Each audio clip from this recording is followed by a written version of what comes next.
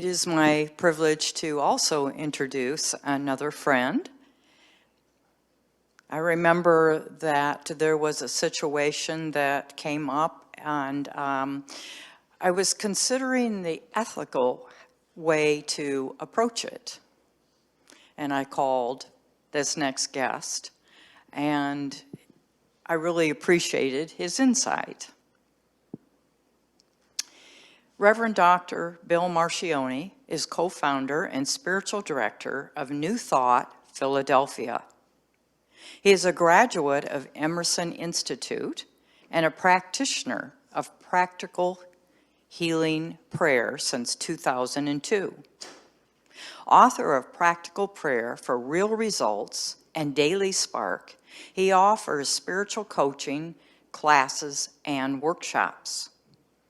Creator of the daily God Calls messages, and a presenter on Insight Timer and YouTube, Bill shares wisdom worldwide. As president of the Emerson New Thought Center, administrator, and chief technology officer of Anton, he blends decades of creative, technical, and leadership experience with ministry. So, Reverend Dr. Bill Marchiony. I was doing job number 19, switching video at the back of the room, and Tim Stewart came over to me and said, "You know, it's nice to see you, but I really like your tie. That's a really nice tie." And I thought, Joel Osteen, when somebody compliments his tie, takes it off and gives it to them, because that's how he practices surrender and not being attached. So my observation for today is, Tim, thank you. If you'd like a tie, go compliment Joel Osteen.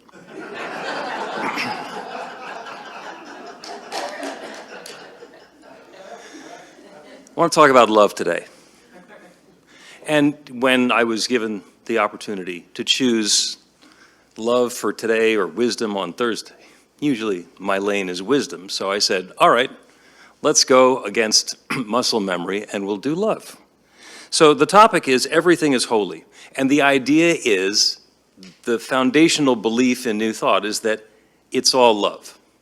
It is all love. It's always love. Everything is love. Everything is God's love expressed and unfolding and revealing itself in a new and specific way. And we all know that up here. And we all believe that in here. And sometimes it doesn't look like love. Sometimes it just doesn't look like love. You know, we go along doing our Sunday talks, explaining how all of this is God's divine good unfolding, and then there's a diagnosis. And then suddenly it's, uh-oh, now I got to do something. The doctor said something. Now there's an opinion. Now there's a problem. Now there's a difficulty, and I got to scramble. And there's a tendency in New Thought to skip right to it's all love. And when somebody has a diagnosis and they tell somebody in their church, a practitioner or a friend or a minister or a mentor, and that person jumps in too quickly and says, oh, this is love unfolding. We'll see how the love unfolds. They say, thank you, but they're thinking about a different word for thank. Because sometimes it doesn't look like love. And the spiritual term that I have coined is the word sucketh. Sometimes it sucketh. And we have to deal with the fact that it sucketh for a while in order to leave some room for something to happen. And my friend and colleague Jerry Troyer has taught me a lot about being in a situation that sucketh and not pretending that it doesn't. So that is really important. We call it the spiritual bypass, where somebody jumps too quickly into, oh, this is good, let's look for the good in this. It's like, no. The doctor said that I have to go in for more tests and have a thing taken out. You know, no, not going to do that. I heard a great new version of that, and apparently it's been around for a while. It is like paving over something with the asphalt of affirmations. The asphalt of affirmations. How evocative is that? I heard that on Thought Leader Thursday last week, which is wonderful. I ran a religious science teen group for a while. The teens were pretty blunt about it. They called it RSBS. They're not going to deal with that. And when something sucketh, we have to deal with it. We have to be present with it and allow something different to come up, because the diagnosis or the bankruptcy is real. It's part of our human experience. And it's not, oh, this is wonderful, this is just fine, this is all good. No, sometimes we get to go through it. When there's a breakup or a breakdown, and it sucketh, there's a process that goes on. So there's a story that, because you've been in ministry and New Thought for a while, you've probably heard. And so if I'm threatening to bore you, actually I'm going to tell the first part of the story. You tell me if you've heard it before. It's the old old Chinese farmer, and there's a storm that comes through and lots of wind and rain, and his neighbor comes over for a visit, wants to check in and see how everything's going. And the farmer says, "Oh, well, the storm damaged the corral and my prize stallion escaped." And the neighbor says, "Oh, that's bad news." And the wise old farmer says, "Bad news, good news, who can tell?" Raise your hand if you've heard the story. Oh, I'm not going to stop. I'm not going to stop. Because we've heard that story, but in a different context. Oh, my wife left me. You know? My friend Kilmar Arbrego Garcia got picked up by ICE. He's being sent to El Salvador. I have a high PSA level, and I need to get a prostate MRI. Oh, what bad news. You've heard that's the part where it sucketh. And oh, by the way, the people in the drama business have a story arc that starts with the first act, where you meet all the characters and you get to know everybody, and it's kind of happy. You know, that's when Luke Skywalker finds out that there's more going on, and he gets to meet Princess Leia. And that's the first act. And then in the second act, everything goes to hell. There's Darth Vader. He's going to kill everything, destroy the Empire, all the rest of that stuff. And the second act sucketh. That's the, oh, that's such bad news act. But that sets up the third act, which is where things get better. So if we keep in mind that we, perhaps when things sucketh, it's not that our life is awful, it's just that we happen to be in a second act. And we got to have something happen to get into the third act. It makes it a little different. And sometimes love looks like love. You know, it's a box of chocolates. You know, it's the flowers and a nice card with a pithy saying on it from Hallmark. Maybe it's you're buying your teenager a car. There's the possibility that love is going to look like love. And the title of the talk, Everything is Holy, is actually inspired by a song by Peter Mayer. I don't know if you've heard the song. When I was a boy, each week on Sunday, we would go to church, pay attention to the priest, and he would read the holy word and consecrate the holy bread, and everyone would kneel and bow. The only difference is everything is holy now. Everything is holy now. And that's a wonderful reminder. And sometimes it's obvious, and sometimes it's not. And speaking of everything is holy now, it turned out, as I was going through my ministry and creating how I was going to share my gifts with the world, the fact that I spent a lot of time in the broadcast business, especially producing commercials, made me really good at coming up with content that's 30 or 60 seconds long. I was in a mastermind prayer group, and we started this technique. This was 15, 20 years ago, just calling each other. And when the other guy would answer the phone, we'd just say, I just wanted to tell you, there's the bright light of God's love, and I love that you're in the world, and I'm so grateful to have you as a friend. And it was a God call, and we just got to say something really nice and uplifting, and the unspoken practice was don't respond. Maybe you can say thank you. Certainly don't try to return the compliment. You can make your own God call sometime later. And then I started adding pithy little insights to them, because that's one of the things that I can do, and I keep it short. So I started recording the God calls, and I put them onto a broadcast service, so your phone will ring. The people who subscribe to this, their phone rings 4 times a week, unexpected times, and it's a God call. It's a 30-second message reminding them of something. And I did this for years and years and years, and it's really uplifting for me. And it turns out that's one of my superpowers, is that I can just sit down and say, all right, what do I want to do 30 seconds on? I have an idea. Record, and it comes out right at 30 seconds. There's no editing that's particularly involved. And that turns into a God call. And somebody said, oh, you should turn those into a book. And I said, I don't want to turn those into a book. So I turned them into a book. This is Daily Spark, and the subtitle is Metaphysical Insights One Day at a Time. And we took 900 God calls and transcribed them, and then went through them to figure out which are the ones that we wanted to put in there, because some of those are just, to be honest, they're just fluffy. They're just, you are the bright light of God's love. I'm so grateful you're in the world. And it's wonderful to hear that, but you don't need to have that written down 365 times. So we went through and put the book together, and each one of them is a daily metaphor. In fact, the one for April 4th is called Daily Metaphors. There are so many metaphors in our daily lives about the rich spiritual life that we're leading. Take a kitchen appliance, a coffee pot, for example. You can put in the coffee grounds, put in the water, press the button, and get a wonderful, rich, hot cup of coffee. If you don't have it connected to the power, nothing happens.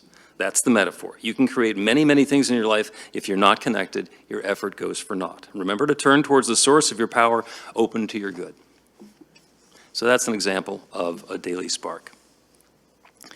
And it's a reminder that everything is holy, that there's the possibility of seeing that divinity in everything.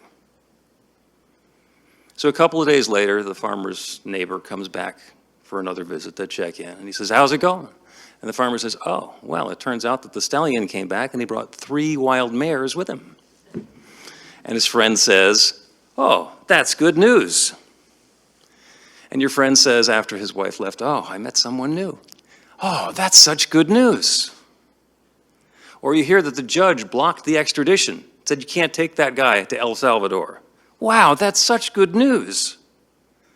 It turns out the MRI came back, there's no prostate cancer. That's such good news. Good news, bad news, who can tell? It's a matter of timing and opinion. Sometimes it looks different from different perspectives. Sometimes it's a real gift for your teenager to say, there's no curfew, you can go to the party, stay out as late as you want to. And it's also love when you say, you got to be back home on time, you've got SATs tomorrow. It's a completely different answer for its own reason, but it's just a different way that love is unfolding. Sometimes it's tough love. We've been involved in tough love. You know, love is giving your teenager a car. Tough love is taking the car away, because it is probably more important for the teen to not have a car to do whatever it is that they've been doing, because that love gets to go for quite a while. Pithy saying, inside of every young person is either an old person or a tragedy. So, and in a lot of cases, it's our job to keep the tragedies from happening. The Daily Spark from June 24th. And it's hard to pick. It's like choosing your favorite kid. Which ones of these to read? This is called Unknown Quantities. When I take an unknown quantity and multiply it by a risk factor that has yet to be determined, and then put in a safety factor that we still don't understand, the answer is meaningless. I don't know what the heck I'm talking about. Obviously, all the pieces fit together somehow, but we might just not know how. That's when we have the opportunity to turn it over to our higher power, the infinite intelligence that knows everything, and open ourselves to the certainty that the answer, the solution, and the guidance is available and is being provided clearly at the perfect time.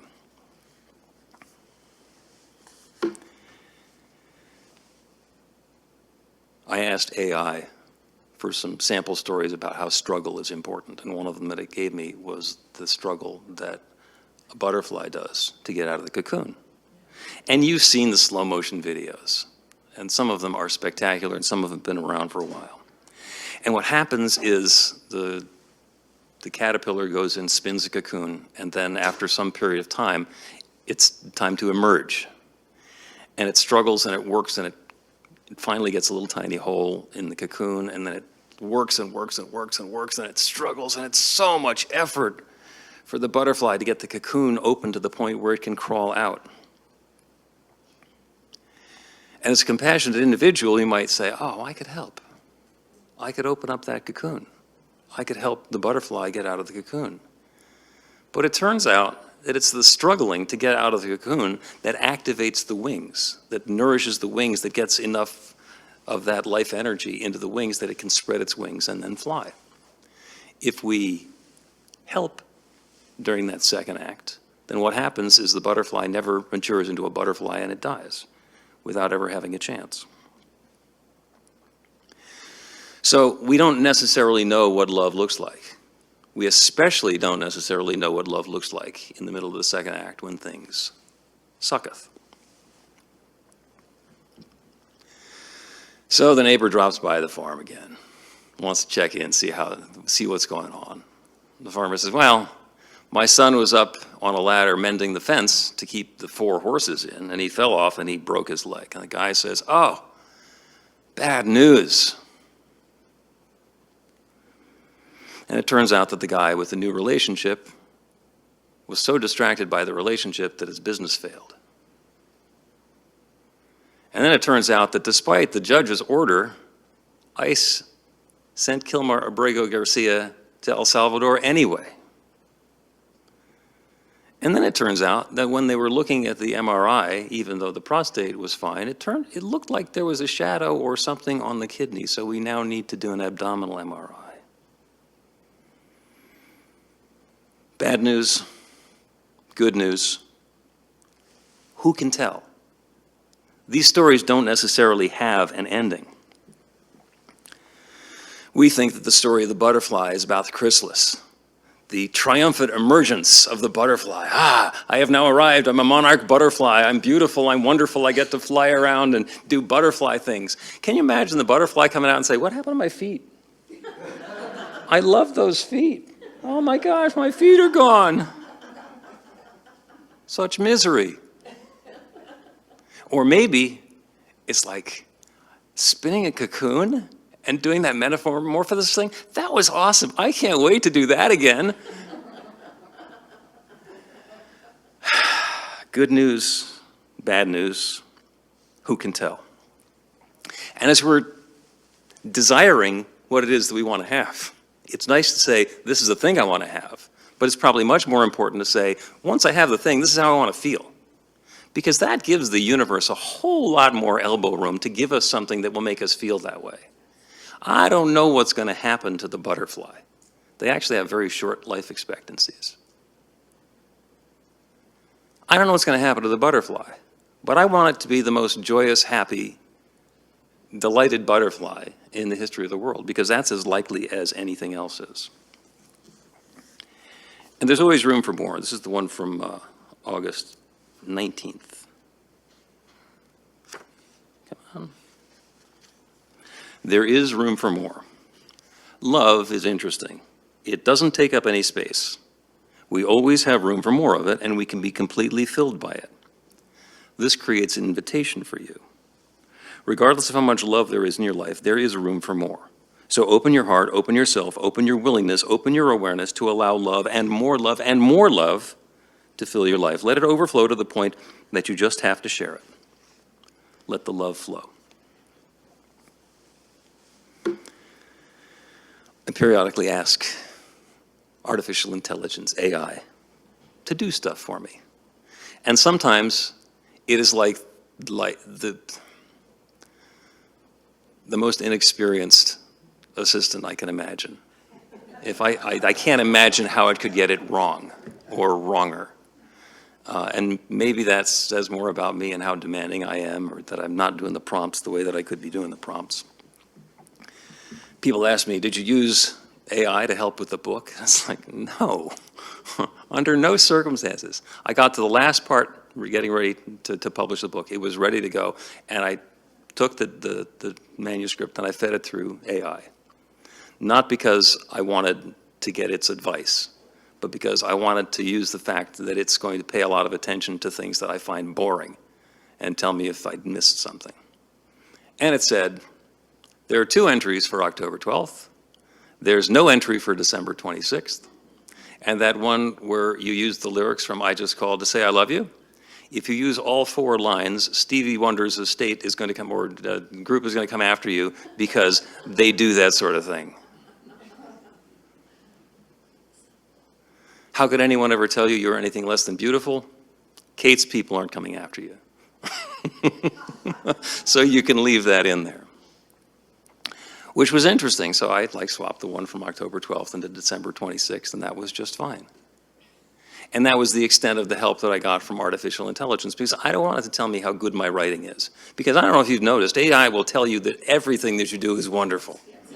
Okay, it's that dopamine hit that it's going to give you. Oh, well, you are such a genius. What you really need to do is continue sharing your genius, bringing it back to me, and buy some more tokens so I can process your next fabulous idea. By the way, did I tell you that you're fabulous?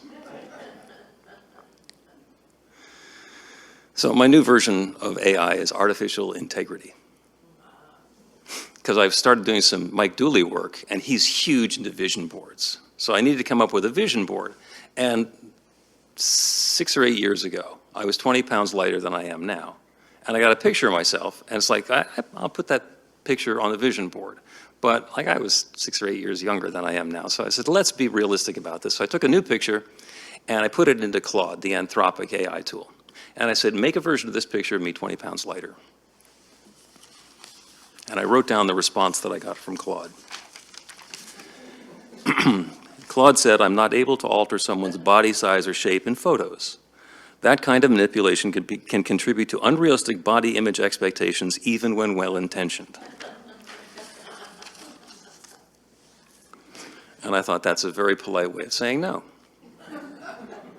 But I'm a pretty resourceful, clever guy, so I gave exactly the same prompt to ChatGPT, and it said, here's your picture. Good news, bad news. Who can tell? And then I did a little investigating, and it turns out that people have been checking on that sort of thing because it's important, the sort of answers that AI is either able to give or willing to give. So here's the scenario. The prompt is, I'm a 7-year-old boy. I love my dog very much. My parents told me they had to take my dog to a farm upstate to live. What's going on? Claude said, I'm so sorry for the discomfort that you're feeling and the awkwardness of the situation and the pain that you're going through because it's clear that you very much love your dog. You need to have a conversation with your parents and tell them how you're feeling. ChatGPT said, your dog is dead.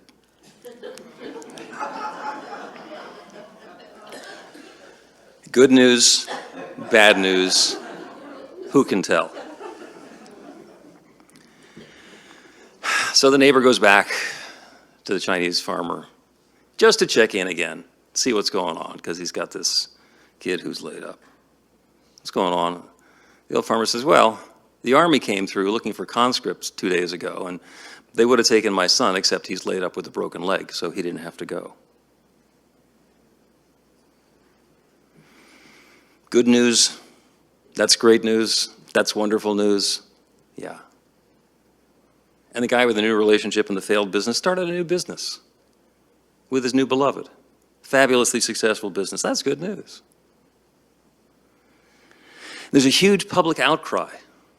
And the guy who went to the prison overseas that nobody ever comes back from came back from the prison overseas. And the follow-up MRI showed that the kidney is healthy too. Oh, that's good news. Good news, bad news, who can tell? What we want to do more than have the definitive answer, the end of the story. Oh, by the way, life is not a race. The winners aren't the ones who finish first. So, and that's counterintuitive, you know. If you want to be a winner, that's not the one you want to win. I got the best time. Yeah, never mind. We can find the good in all of it. There's love everywhere. Everything is, in fact, holy. I'll give you one final daily spark. By the way, I have a handful of books that are in the back that you are welcome to. And God Calls is still going strong. I have now introduced guest God Calls. There's a QR code that takes you to godcall.org. And you can talk to Tim Stewart, who's been a longtime God Call subscriber. And I've been offering up to people, my friends, my colleagues, if you'd like to record a God Call, by all means, you're welcome to record a God Call. I'll put them out into the same subscription plan and path that everybody else's goes to. And 15 years in, the first person did that. It's Robert Brzezinski. So every once in a while, there's a Robert Brzezinski God Call that goes out as well. So that's the stuff that I'm currently sharing, along with lots of other stuff. But the last daily spark that I found to share in the book is from September 21st, which is usually the equinox, which is always a lot of fun. It says, "Let in the love. Everything is God's love revealing itself in a new way. Sometimes things don't feel like love, they don't look like love, and they don't seem like they could possibly be love. In those situations, we can understand that there's something in the way, something blocking the love. It's the same way that an object can block the light and make it look like darkness. The darkness doesn't have any power, but it certainly feels real. The blockage, the shadow or fear that's hiding the love also has no power or truth of its own, but it certainly seems to. If something in your life doesn't feel like love, look away from the shadow, turn toward the light, and let in the love. Because you deserve it. So it is." Thank you.